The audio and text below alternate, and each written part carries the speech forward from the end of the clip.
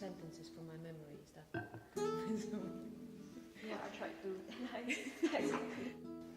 We're just trying to understand how nature works altogether, right? So what I learned is that for me the beauty of biomimicry is this multidisciplinary approach where nobody holds the truth, but actually we can join each other for better understanding.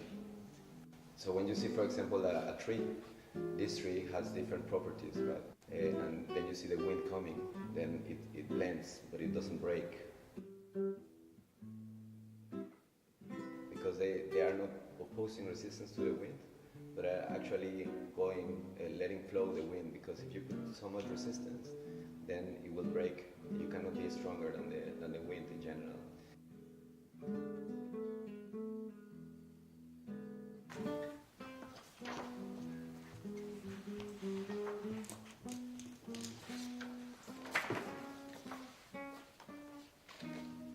You want to start? Yes, I got started because I found just some some things which come up in my mind. First, when you're talking about this name of the article, maybe it could be the challenging biomimicry, because actually this is not the biomimicry as classical approach, so we are challenging biomimicry. So because, yes, I think it's far away from classical meaning of biomimicry, the things which we are doing here. And very much needed as well. Personal sustainability, it's more or less about personal sustainability and embodiment and personal development. So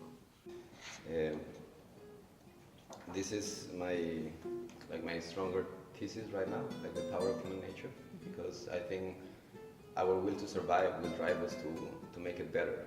And of course I think that we are making so much harm to the planet that is difficult, but having my kids and having my life, I think it's up to me to make the change of myself. That sustainability And challenging biomimicry. and embodiment.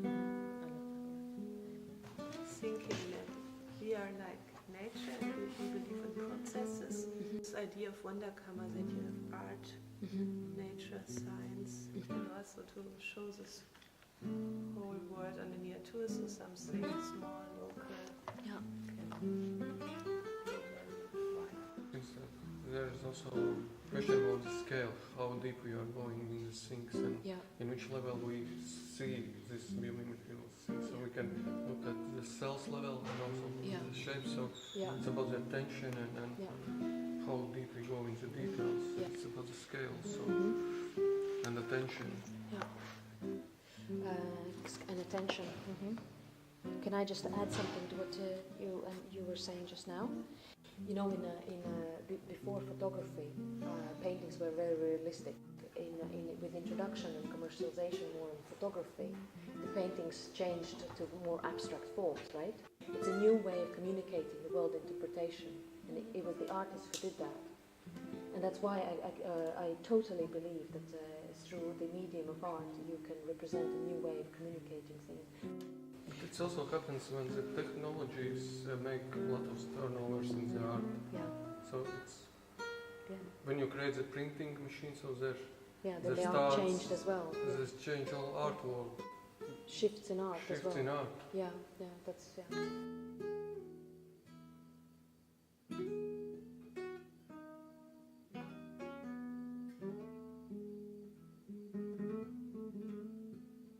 So it's very related on how every medium, so that's why I think a multidisciplinary things are very important, like in your school. Every medium, the only different thing for a creative or a thinker is like it gives you different ways of thinking and different ways of expressing your thinking. It's the perspective that exploring different perspectives give you a completely new viewpoint. Joanna, do you want to go? Yeah. So I tried writing keywords, and then the first two words I write was touch and then breath. Then I realized I cannot do keywords. I just do short sentences, words connected. So I wrote, "We touch me not, but our breath continues." So the idea of we don't touch, but yet the breath continues. So something about breaths are touching one another actually, but although we don't touch one another. And then the next one I wrote is, "The body speak louder than words, comma, comma, comma, there are gaps. Darkness, we do not know where we are going, but light is just outside warming. I think that's the image of the window that she was mentioning, and then how it's also the idea of taboo, and that is a form of darkness. But then it always exists in light, because outside there is just light. And it's warm. And then the next one is on space. I wrote colonize space.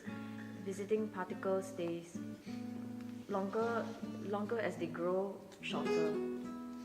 It's about humans as we stay longer, but then as time move on, yet our life is getting shorter and shorter.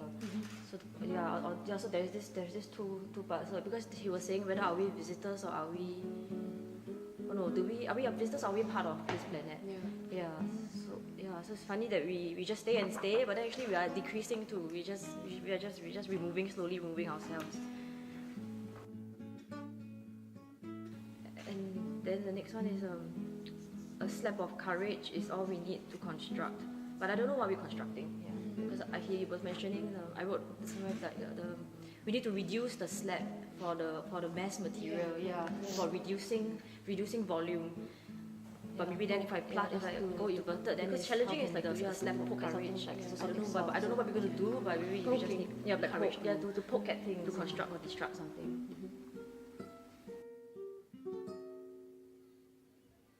Our soft bodies and a fluid fantasy.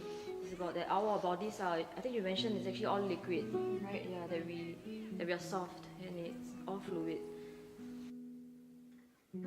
But loose threads create storm. If we have a scissors, we can cut the sun.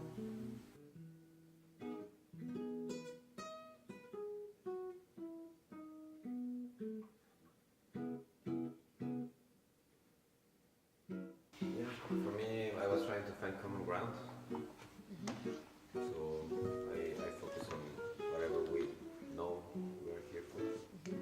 So Art and Design Workshop, design members, the countries. That's beautiful. Art Quarter Budapest, Institute of Science Studies, Art Science and It's like a sun also. and biomimicry and connectivity. I think we all agreed on this one by coming. So this is our common ground for a start. I try to reflect on our thoughts and inspiration. I have too many sentences, but it's just noted ideas just like yours, but I'm not as poetic. So I wrote that down. A human reflecting on herself. Well, I'm a woman, so I reflect on myself, so it's herself and not himself. But human reflecting on herself, and that's very much comes from Richard's thinking, this interpretation of biomimicry, and it's about humans learning about ourselves. That's what I really I love that idea, and that's to me that's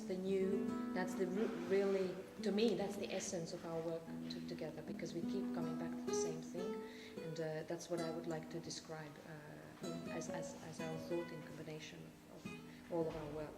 Then I also think that this our sensitivity revival.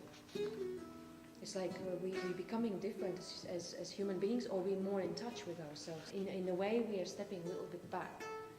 Also what Nemes Laszlo mentioned about this, how we changed as emotions, and in what centuries we were allowed to cry, something you mentioned or somebody else. But so it's more about sensitivity revival, foundations and advancement of the quality of what is human. So how did we qualify what is human, and how we are qualifying what is human from now on. Then I also noted this ecology of love. It's not mine, it's Salazar and Baxter who wrote this theory, ecology of love, and ecology being oikos, the earth, our home. In Greek word, echo is oikos, which is in Greek home, and logia is the knowledge. So the knowledge of our home, ecology, and I think that's quite beautiful. And then also away from technocentric way of purification of humanity, as if design is trying to fix the faults or the missing parts of humanity, like these tools that we started creating. Design does not necessarily fix things. It's just a human creativity that is sort of we just do something because we can. A lot I got inspired by Hugo, this what you keep coming back, collective intelligence, and like in bacteria populations, in order for us to survive, we need the collective intelligence. We need this, being good. If I want to survive, I have to rely on all of you, and I have to be good in order for me to survive. And in that order, we all have the same motivation of survival, and therefore we all are good. And I actually truly believe that's human nature. And then I love this also. I use it a lot in my own thinking, that we are these young trees, because any young plant needs a lot of nutrition. So it's a very sort of it's a little bit like a bully, it takes everything away, what I can eat, I eat, and what I can do, I do. And so I like this metaphor that young trees, we are young humanity, so we are bullying, we are just taking. Whereas, so there's a high consumption of everything. Whereas the mature trees, they reach biological and also ecological limitations. So they no longer can grow taller, because it's biologically and ecologically impossible. Ecologically, because they are connected to other systems, right, feeding, and so will humanity. So